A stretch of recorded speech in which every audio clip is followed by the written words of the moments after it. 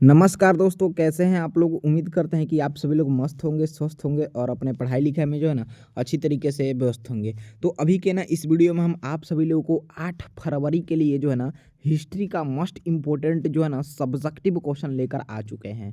तो आप सभी लोग से एक ही रिक्वेस्ट करेंगे कि वीडियो को जो है ना बिना स्किप किए शुरू से लेकर अंत तक ज़रूर देखिएगा। और ये 8 फरवरी को जो आप लोग का हिस्ट्री का पेपर होगा ना, तो हिस्ट्री का जो है ना इम्पोर्टेंट सारा का सारा जो है ना हम सब्जेक्टिव एक एक चुन चुन कर लेकर आए हैं। ठीक है, तो आप सभी लोग शुरू से लेकर अंत तक वीडियो को जरूर देखिएगा और पूरा का पूरा जो है ना आप सभी लोग जो है ना ये सब्जेक्टिव क्वेश्चन याद कर लीजिएगा। आपके परीक्षा के लिए ना बहुत ही ज़्यादा इम्पोर्टेंट है। ठीक है, तो आप सभी लोग अंत तक ज़रूर देखिएगा। ठीक है, चलिए चलिए वीडियो को स्टार्ट करते हैं। चैनल पर नए होंगे तो चैनल को आप सभी लोग जो है ना सब्सक्राइब करके हमसे ज़रूर जुड़ जाइएगा। ठीक है, तो सब्सक्राइब आप लोग जरूर कर लीजिएगा। चलिए, पहला नंबर क्वेश्चन है कि पुरातत्व तत्व से आप क्या समझते हैं। देखिए, पुरातत्व से जो है ना हम लोग क्या समझते हैं, यहाँ पे देख लीजिए। खुदाई के दौरान जो चीज़ मिलती है, अगर उनसे इतिहास के बारे में पता चलता है तो उसे पुरातत्व कहते हैं।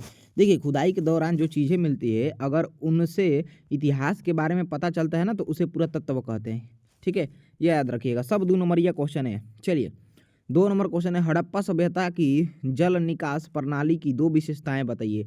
तो उत्तर में लिखना है कि हड़प्पा सभ्यता की जल निकास प्रणाली बहुत ही अच्छी और योजनाबद्ध थी। ठीक है, घर, सड़कें और नालियाँ एक साथ योजना बनाकर बनाई गई थी। जैसे सड़कें सीधी एक दूसरे को काटती थी, वैसे ही नलियाँ भी एक दूसरे को समकोण पर काटती थी। ठीक है, चलिए, घरों का पानी जो है ना पहले गली की नाली में जाता था, फिर वहाँ से मुख्य नली में जाता था। ठीक है, तो जब भी क्वेश्चन ये पूछे कि हड़प्पा सभ्यता की जल निकास प्रणाली की विशेषता दूगो लिखे। ठीक है, तो इस क्वेश्चन का जो है ना ये बिल्कुल सटीक उत्तर यहीं लिखिएगा। ठीक है, तभी आपको जो है नंबर मिलेगा। ठीक है, चलिए, अगला 3 नंबर क्वेश्चन आप सभी के स्क्रीन पे है। बहुत ही शानदार सा क्वेश्चन है। मोहनजोदड़ो के विशाल स्नान स्नानगार के बारे में लिखना है। ठीक है, तो लिखना है कि मोहनजोदड़ो का विशाल स्नानगृह पक्की ईंटों से बना है और यह बहुत सुंदर है। इसके दोनों सिरों पर पानी में उतरने के लिए सीढ़ियाँ हैं। चारों ओर छोटे छोटे कमरे भी हैं। यह स्नानगार शायद धार्मिक स्नान के लिए इस्तेमाल होता है, क्योंकि भारत में धार्मिक रस्सों में स्नान करना बहुत महत्वपूर्ण है। यहाँ गर्म और ठंडा दोनों तरह का पानी उपलब्ध था। ठीक है, तो मोहनजोदड़ो के विशाल स्नानघर के बारे में बिल्कुल यही सटीक लाइन आपको लिखना है। ठीक है जी, चलिए, आप सभी लोग वीडियो में बन रही है जो आप लोग को जो है ना हम बताएंगे कि पीडीएफ जो है कैसे मिलेगा। ठीक है, पीडीएफ हम आप लोगों को बताएंगे कैसे मिलेगा। ठीक है, चलिए, 4 नंबर क्वेश्चन देखिएगा कि किन्हीं 2 गुप्तकालीन मंदिरों के नाम लिखना है। ठीक है, तो उत्तर में लिखना है गुप्तकालीन कुछ प्रमुख मंदिरों के नाम ये रहे। ठीक है, पहला गीतवा का विष्णु मंदिर, जबलपुर का मध्य प्रदेश में। ठीक है, और दूसरा है कि भूमरा का शिव मंदिर जो कि नागौर मध्य प्रदेश में। ठीक है, चलिए, अगले क्वेश्चन की तरफ बढ़ते हैं। अगला क्वेश्चन देख लीजिए, ये है कि महाज जनपद से आप क्या समझते हैं। तो उत्तर में लिखना है कि वैदिक काल में जिस क्षेत्रीय राज्य के उदय की प्रक्रिया आरंभ हुई थी, वह 6ठी सदी ईस्वी पूर्व तक आते आते बड़े राज्यों में बदल गई। इन्हीं प्रभुता संपन्न राज्य को महाजनपद कहा गया है। बौद्ध ग्रंथ के अनुसार 16 महाजनपद थे। ठीक है, चलिए, नेक्स्ट क्वेश्चन की तरफ बढ़ते हैं। यहाँ पे आ जाइए, अगले क्वेश्चन की तरफ बढ़ते हैं हम लोग। 6ठा नंबर क्वेश्चन है जी, देखिएगा। चलिए, ये रहा, हिंदू धर्म के 2 महाकाव्यों के नाम लिखना है। ठीक है, चलिए, तो लिखना है बिल्कुल हिंदू धर्म के 2 प्रमुख महाकाव्य है, रामायण और महाभारत। ठीक है, चलिए, ये आपका बिल्कुल हिंदू धर्म के 2 महाकाव्यों का यही नाम है। ठीक है, चलिए, अगला 7 नंबर क्वेश्चन है जी कि दिन ए इलाही से आप क्या समझते हैं। तो उत्तर लिखना है दिन ए इलाही अकबर द्वारा 1582 ईस्वी में शुरू किया गया एक नया धर्म था, जिसका उद्देश्य सभी धर्मों के अच्छे पहलुओं को मिलाना था।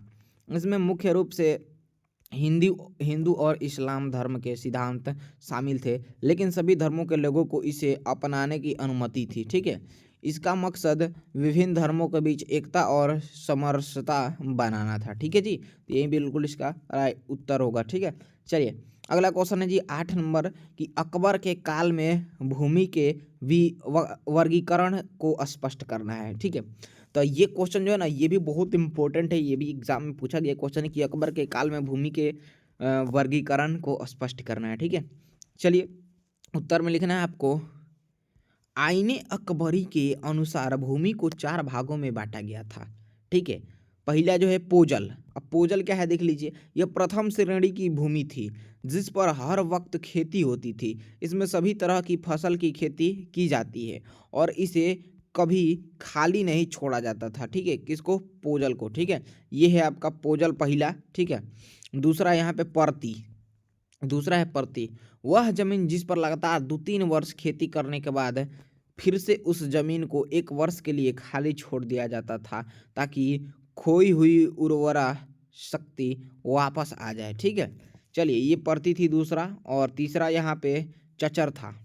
क्या था? चचर, वह जमीन जिसको खोई हुई उर्वरा शक्ति प्राप्त करने के लिए 3 या 4 वर्ष तक खाली छोड़ दी जाती है, उसको चचर बोलते हैं। क्या बोलते हैं जी? चचर। ठीक है, बंजर, आप लोग बंजर नाम सुने होंगे, बंजर जमीन। ठीक है, देखिए बंजर किसको बोलते हैं जी, यहाँ पे देख लीजिए, एक सेकंड, बंजर, यह सबसे निम्न श्रेणी की जमीन थी जिसे 5 या उससे अधिक वर्षों के लिए खाली छोड़ दिया जाता था, जिसे बंजर बोला जाता था। ठीक है, चलिए नेक्स्ट क्वेश्चन की तरफ यहाँ पे बढ़ते हैं हम लोग। अगला क्वेश्चन 9 नंबर आप सभी के स्क्रीन पे है। क्वेश्चन बहुत इंपॉर्टेंट है, ताजमहल किसने और कहाँ बनवाया? ये भी क्वेश्चन आपके परीक्षा में पूछा गया क्वेश्चन है, रिपीटेड है जी। उत्तर लिखना है आप लोगों को, ताजमहल को मुगल बादशाह शाहजहां ने बनवाया था। यह उत्तर प्रदेश के आगरा शहर में यमुना नदी के दक्षिण तट पर बना है। ठीक है, बिल्कुल ये सटीक आंसर लिखना है कि ताजमहल को मुगल बादशाह शाहजहां ने बनवाया था।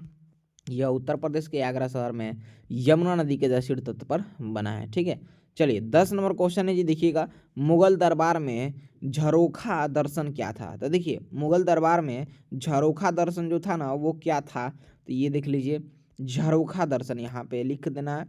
झरोखा दर्शन भारत में मध्यकालीन काल में मुगल सम्राटों द्वारा किया जाने वाला एक दैनिक अभ्यास था। इसमें सम्राट अपने किले या महल की बालकनी या झरोखे से जनता को संबोधित करते थे। यह जनता के साथ सीधे सवाल करने का एक जरिया था। झरोखा दर्शन की शुरुआत मुगल सम्राट अकबर ने की थी। ठीक है, चलिए अगले क्वेश्चन की तरफ बढ़ते हैं। प्यारा साथियों, आप सभी लोग वीडियो को लाइक नहीं किए तो लाइक का बटन दबा के लाइक जरूर कर लेंगे और आपके जितने भी मित्र साथी हैं उनमें भी शेयर आप लोग कर दीजिएगा ताकि सभी लोगों का हेल्प जरूर हो जाएगा। ठीक है, और नोट्स पीडीएफ जो भी हम पढ़ा रहे हैं उसका नोट्स पीडीएफ जो है ना आप लोगों को ग्रुप में मिलेगा, ग्रुप से जरूर जुड़िएगा। जो भी लोग नहीं जुड़े हैं, वीडियो के डिस्क्रिप्शन में ना हमारा व्हाट्सएप ग्रुप का लिंक दिया गया है। लिंक पर जैसे क्लिक कीजिएगा ना तो आप सभी लोग को फॉलो का ऑप्शन आएगा, तो फॉलो को दबा दीजिएगा, ग्रुप में आप लोग जुड़ जाइएगा। ठीक है, जल्दी से जाकर आप लोग ग्रुप से जुड़ जाइए। चलिए 11 नंबर क्वेश्चन देखिए, महानवमी का डिब्बा के बारे में आप क्या जानते हैं? देखिए महानवमी का डिब्बा के बारे में आप क्या जानते हैं, तो उत्तर लिखना है, महानवमी डिब्बा विजयनगर का एक प्रमुख और अत्यंत आक्रामक महल है। महानवमी डिब्बा शहर के सबसे ऊंचे महलों में से एक है जिसकी ऊंचाई लगभग 40 फीट है। इस महल का निर्माण तुलुवंश के शासक कृष्णदेवराय ने करवाया था। ठीक है, चलिए 11 का बिल्कुल राइट आंसर यही हो जाएगा, लिखना है। चलिए 12 नंबर क्वेश्चन आप सभी के स्क्रीन पे है, इंपॉर्टेंट है कि गोपुरम से आप क्या समझते हैं? ये भी क्वेश्चन जो है ना रिपीट किया गया है एग्जाम में जी। ठीक है, बहुत इंपॉर्टेंट है, गोपुरम से आप क्या समझते हैं? ठीक है, तो उत्तर लिखना है कि भारतीय मंदिरों के प्रवेश द्वार को गोपुरम कहा जाता है। गोपुरम एक विशाल और ऊंचा द्वार होता है। यह विशेषतः दक्षिण भारतीय मंदिरों में पाया जाता है। विजयनगर के राजाओं ने मंदिरों में गोपुरम को बनाया था। तो गोपुरम क्या है आप सब लोग समझ गए। चलिए अगला क्वेश्चन देखिए 13 नंबर, मेगास्थनीज का संक्षिप्त परिचय दें। देखिए मेगास्थनीज का जो है ना संक्षिप्त परिचय देना है और ये क्वेश्चन आपके एग्जाम में बिल्कुल आता है जी। ठीक है, चलिए तो चलिए देखिए किस प्रकार से जो है ना इसका संक्षिप्त परिचय देना है मेगास्थनीज का। तो उत्तर में लिखना है कि मेगास्थनीज यूनान राजदूत था और चंद्रगुप्त मौर्य के दरबार में आया था। ठीक है, उसने अपनी यात्रा का विवरण अपनी ग्रंथ इंडिका इंडिका में किया। इस ग्रंथ से चंद्रगुप्त मौर्य और उसकी समकालीन शासन व्यवस्था के विषय में जानकारी मिलती है। ठीक है, चलिए अगला क्वेश्चन देखिएगा। अगला क्वेश्चन आप सभी के स्क्रीन पे है कि उपनिवेशवाद का अर्थ को समझाइए। देखिए उपनिवेशवाद का अर्थ को जो है ना समझाना है तो बिल्कुल आपको लिख देना है। देखिए किस प्रकार समझाए हैं कि जब एक शक्तिशाली देश किसी कमजोर देश पर अधिकार कर उसे अपने नियंत्रण में ले लेता है और उसके प्राकृतिक संसाधनों का शोषण करता है, अर्थात शक्तिशाली देश अपनी शक्ति और संसाधनों का इस्तेमाल कर कमजोर देश के लोगों को अपने फायदे के लिए इस्तेमाल करता है ना, तो इसी को किसको उपनिवेशक कहते हैं। ठीक है, किसको जी, इसको। चलिए अगले क्वेश्चन की ओर बढ़ते हैं। यहाँ पे 15 नंबर क्वेश्चन आप सभी के स्क्रीन पे है। क्वेश्चन क्या है कि झूम खेती को समझाइए। देखिए झूम खेती को समझाइए, ये भी क्वेश्चन आपके एग्जाम में आता है हर बार। ठीक है, तो चलिए यहाँ पे जो है ना झूम खेती को हम लोग समझाते हैं। ये रहा आपका 15 नंबर क्वेश्चन।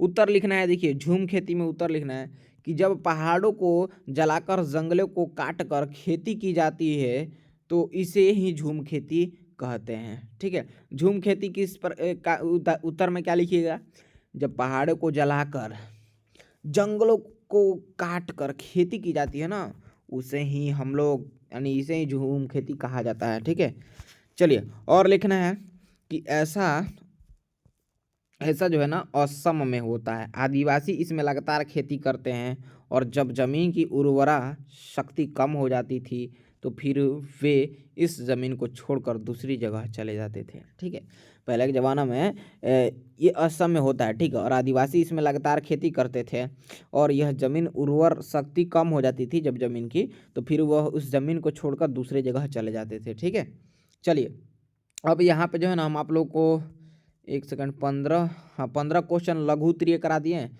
यानी कि शॉर्ट आंसर टाइप क्वेश्चन। अब आप लोग को यहाँ से हम दीर्घोत्तरीय प्रश्न करा देते हैं। ठीक है, तो दीर्घोत्तरीय प्रश्न भी आप लोग को पता ही है कि 2 नंबर वाला और 5 नंबर वाला प्रश्न आपके परीक्षा में आता है। तो हम सोचे कि जो है ना इसमें आप लोग को लघु उत्तरीय दीर्घोत्तरीय दोनों प्रश्न आप लोग को हम बता देते हैं, ताकि जो है आपको कोई भी दिक्कत ना हो एग्जाम में। और आप हमारे चैनल से ज़रूर जुड़ जाइएगा। आप लोग को जो है ना हिस्ट्री का जो हिस्ट्री का तैयारी तुम बढ़िया तरीके से करा दिए हैं। ऑब्जेक्टिव काफ़ी सारा आप लोगों को कराए हैं, जाकर चैनल पर देख लीजिएगा। ठीक है, और आप लोग को और भी ना हम हिस्ट्री का ऑब्जेक्टिव करा देंगे, आप लोग देख लीजिएगा। चैनल से हमारे जरूर जुड़िएगा। जितने भी छात्र छात्राएं अभी वीडियो देख रहे हैं सभी लोग चैनल को सब्सक्राइब करके घंटी को जरूर दबा लीजिएगा। ठीक है, और आप सभी लोग को आर्ट्स क्लास का जो है ना और भी इकोनॉमिक्स का, होम साइंस का, जो भी आप लोग का है, पीस साइकोलॉजी, सभी सब्जेक्ट का जो है ना, जियोग्राफी का, सभी सब्जेक्ट का हम आप लोग को वीडियो लेकर आने वाला है। ठीक है, और आप लोग को चैनल पर वीडियो देखने को मिल ही जाएगा। ठीक है, ऑब्जेक्टिव और सब्जेक्टिव सारा चीज़ अभी बता रहे हैं। ठीक है, तो आप लोग जितना हम बता रहे हैं मन लगा के बस क्लास को आप लोग पढ़िए।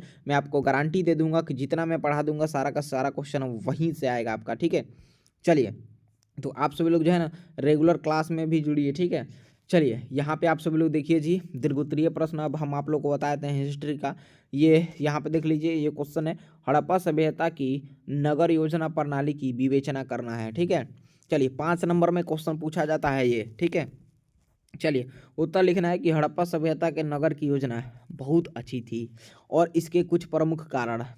सड़कें, हड़प्पा सभ्यता की सड़कें पक्की ईंटों से बनी थी। सड़क के दोनों ओर चबूतरे थे जहां लोग आराम कर सकते थे। सड़कें एक दूसरे को समकोण पर काटती थी और बड़ी सड़कों से छोटी छोटी सड़कें जुड़ी थी। ठीक है, चलिए अगला क्वेश्चन यहाँ पे, सॉरी अगला नहीं, इसी में देखिए हड़प्पा सभ्यता की नगर योजना प्रणाली की विवेचना करना है। तो पहले सड़क का विवेचना यहाँ पे हो गया जी। ठीक है, अब यहाँ पे नाले की विवेचना हम लोग करते हैं। देखिए नगर की योजना में नालों का बहुत महत्व था। नगर की योजना में नालों का बहुत महत्व था। सड़क के किनारे नाले बने थे जिससे बारिश का पानी आसानी से बाहर निकल जाता था। नालों की यह व्यवस्था बताती है कि हड़प्पा सभ्यता एक विकसित नागरिक सभ्यता थी। ठीक है आप लोग को लग ही रहा होगा कि विकसित जो है ना नागरिक सभ्यता थी। ठीक है, चलिए आइए सी यहाँ पे देख लीजिए, भवन। हड़प्पा के भवन भी पक्की ईंटों से बने थे और बहुत सुंदर थे जी। इसकी बनावट से यह स्पष्ट होता है कि यह व्यवस्थित नगर था। ठीक है, चलिए अगला क्वेश्चन, सॉरी अगला यहाँ पे जो है ना स्थान स्नान स्नानागार। ठीक है, तब मोहनजोदड़ो में एक बड़ा स्नानागार मिला है जहाँ कई लोग एक साथ स्नान कर सकते थे। यह स्नानागार भी पक्की ईंटों से बना था और नगर की योजना में इसका विशेष महत्व था। ठीक है, चलिए तो ये आपका कंप्लीट हुआ जी कि हड़प्पा सभ्यता की नगर योजना प्रणाली की विवेचना, ये आपका बिल्कुल कंप्लीट हुआ। हमने सड़क के बारे में बताया है, नाले के बारे में, ठीक है, और यहाँ पे भवन स्नानघर। ठीक है, इतना लिख देना है, बिल्कुल आपको नंबर मिल जाएगा। चलिए अगला क्वेश्चन यहाँ पे आ जाइए, हम लोग बढ़ते हैं अगले क्वेश्चन। ये था आपका कितना है 31। ठीक है, चलिए यहाँ पे और एक और है जी, अनानगार लिख दीजिएगा थोड़ा सा। अनानगार, हड़प्पा सभ्यता में कई नागरों में अनानगार मिले हैं जहाँ लोग अनाज रखते थे। यह भी नगर के होने का एक महत्वपूर्ण संकेत है। ठीक है, चलिए चलिए प्यारे साथियों, यहाँ पे अब 33 नंबर ये क्वेश्चन है। टाइपिंग यहाँ पे मिस्टेक हो गया है नंबरिंग का। ठीक है, ये 33 है। महावीर की जीवनी एक उपदेशों का वर्णन करें। तो महावीर स्वामी का जन्म 540 ईस्वी पूर्व को वैशाली के कुंडन ग्राम में हुआ था। इनका वास्तविक नाम वर्धमान था। इनके पिता का नाम सिद्धार्थ एवं माता का नाम त्रिशला था। राजकुमारी यशोदा इनकी पत्नी थी। इनकी एक पुत्री थी जिसका नाम प्रियदर्शना था, जिसे अनुजा भी कहा जाता है। ठीक है, कहा जाता है। इन्होंने इनका विवाह जमाली नामक एक व्यक्ति से करवाया था। महावीर स्वामी ने 30 वर्ष की अवस्था में गृह त्याग किया। 12 वर्ष कठिन तपस्या के बाद इनको ज्ञान की प्राप्ति हुई। ठीक है, और देखिए 32 वर्ष की अवस्था में 468 ईस्वी पूर्व को पावापुरी नामक स्थान पर इनकी मृत्यु हो गई। उन्होंने 5 उपदेश दिए थे जिनको निम्न रूप में उल्लेखित किया गया है। ठीक है, तो ये आप लोग बिल्कुल जो है ना इस क्वेश्चन का सटीक आंसर है और इसी को लिखना है आप लोग को। ठीक है, इसमें थोड़ा भी नहीं बनाना है अपने से। चलिए 33 हो गया। अब यहाँ पे जो है ना अगला क्वेश्चन देख लीजिए और इसको लिख देना है जी। ठीक है, सत्य असत्य और अहिंसा, उपगृह और ब्रह्मचार्य, इसको लिख देना है इस लाइन को। हमेशा सत्य बोलना, कभी झूठ ना बोलना, और असत्य कभी चोरी नहीं करना, किसी का कुछ सामान देखकर लालचना भी चोरी है। ठीक है, और अहिंसा सत्य ना करना, किसी का दिल ना दुखाना। ठीक है, सॉरी सत्य बोल रहे हैं, हत्या ना करना, किसी का दिल ना दुखाना। ठीक है, और नेक्स्ट है कि अपरिग्रह, धन संग्रह न करना। ठीक है, और ब्रह्मचर्य, इंद्रियों को वंश में रखना, यौन संबंधों से दूर रहने की अवस्था। ठीक है, इसको जरूर लिख देना आप लोगों को। ठीक है, चलिए इसके बाद यहाँ पे आज ये 34 नंबर क्वेश्चन पे जी, ये क्वेश्चन जो है ना एकदम लिख लीजिएगा जी, बहुत इंपॉर्टेंट है कि 1857 की क्रांति के कारणों की विवेचना कर देना है। तो देखिए 1857 की क्रांति के निम्नलिखित कारण है। कारण क्या है? तकनीकी कारण है। ठीक है, तो तकनीकी कारण देखिए 1857 के विद्रोह का तत्कालीन कारण चर्बी वाले कारतूस थे। अंग्रेज ने सैनिक को 1856 में इसे बम दिए, जिसको सैनिक को अपने मुंह से काटना पड़ता था, समझिए अपने मुंह से। और ये बम में गाय तथा सूअर की चर्बी लगी होती थी। बताइए, बम में गाय तथा सूअर की चर्बी लगी होती थी, बताइए। यह कार्य हिंदू और मुसलमान दोनों के लिए आपत्तिजनक था। सैनिक ने इन कारतूसों का प्रयोग करने से साफ मना कर दिया और विद्रोह पर उतारू हो गए। ठीक है, चलिए, और नेक्स्ट जो कारण था और राजनीतिक कारण था। ठीक है, डलहौजी ने हड़प नीति के तहत नागपुर, झांसी, अवध इत्यादि प्रांत को कुशासन का आरोप लगाकर अंग्रेजी साम्राज्य में मिला दिया था, जिसके कारण छोटे छोटे राजा अंग्रेजी सरकार से दुखी हो गए थे। लॉर्ड वेलेस्ली ने सहायक संधि का प्रारंभ कर किसानों का कर बढ़ा दिया था, जिसके कारण किसान भी अंग्रेजी सरकार से दुखी हो गए थे। ठीक है, चलिए प्यारे साथियों, उसके बाद आर्थिक कारण लिख देना है कि 1857 की क्रांति होने का प्रमुख कारण आर्थिक कारण था। अंग्रेज के द्वारा भारत की सेना चांदी इत्यादि को लूट कर इंग्लैंड भेज देता था।